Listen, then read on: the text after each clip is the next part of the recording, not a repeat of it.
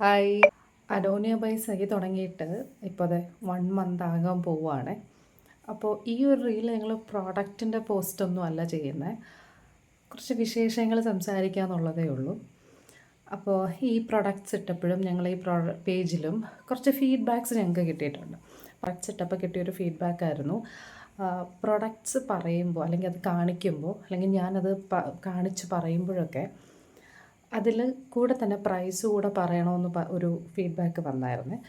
ആ ഫീഡ്ബാക്ക് വന്നതിന് ശേഷം ഞാൻ ഇട്ടതിലെല്ലാം പ്രൊഡക്ട്സ് കാണിക്കുമ്പം തന്നെ ഒന്നുകിൽ ഞാൻ പറയും, ഇല്ലെങ്കിൽ ആ ഫോട്ടോയ്ക്കോ അല്ലെങ്കിൽ ആ റീലിലോ അത് ടാഗ് ചെയ്തേക്കും, എത്രയാണ് ആ പ്രൊഡക്റ്റിൻ്റെ എമൗണ്ട് എന്ന് ടാഗ് ചെയ്ത് അങ്ങനെ അങ്ങനെ കാണിക്കുമായിരുന്നേ.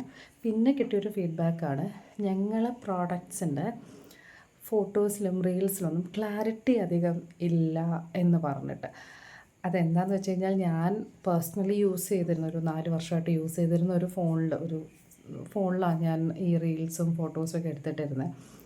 അതിൻ്റെ ക്വാളിറ്റി, ക്യാമറ ക്വാളിറ്റി കുറച്ച് പ്രശ്നമുള്ളതായിരുന്നു. അപ്പം ചിലർ പറയുന്നുണ്ട്, ഫോട്ടോ അല്ലെങ്കിൽ ഒരു പ്രൊഡക്റ്റ് ഫോട്ടോ കാണുമ്പം നമുക്കറിയാൻ പറ്റുന്നുണ്ട്, ഞാൻ ഇട്ട് കാണിക്കുമ്പം അതറിയാൻ പറ്റുന്നില്ല എന്നൊക്കെ. അപ്പം ബാക്ക് ക്യാം കുറച്ച് ക്വാളിറ്റി ഉള്ളതും ഫ്രണ്ട് ക്യാം അത്രയും ക്വാളിറ്റി ഇല്ലായിരുന്നു ക്യാമിൻ്റെ.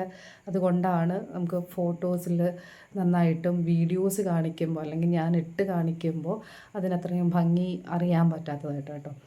അപ്പോൾ ഇങ്ങനെ കുറച്ച് ഫീഡ്ബാക്ക് വന്നിട്ട് ഞങ്ങൾ കുറച്ച് അപ്ഗ്രേഡ് ചെയ്തിട്ടുണ്ട്.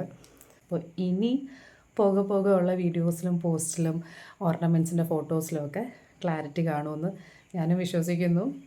അപ്പോൾ നമുക്കിനി അങ്ങനെ കാണാം കേട്ടോ. ഈ ഫീഡ്ബാക്ക് എല്ലാം ഞങ്ങൾ അക്സെപ്റ്റ് ചെയ്യുന്നുണ്ട്. ഫീഡ്ബാക്ക് അക്സെപ്റ്റ് ചെയ്ത് തന്നെയാണ് നമുക്കൊരു ബിസിനസ് ഗ്രോ ചെയ്യാനും പറ്റത്തുള്ളൂ. And thank you so much.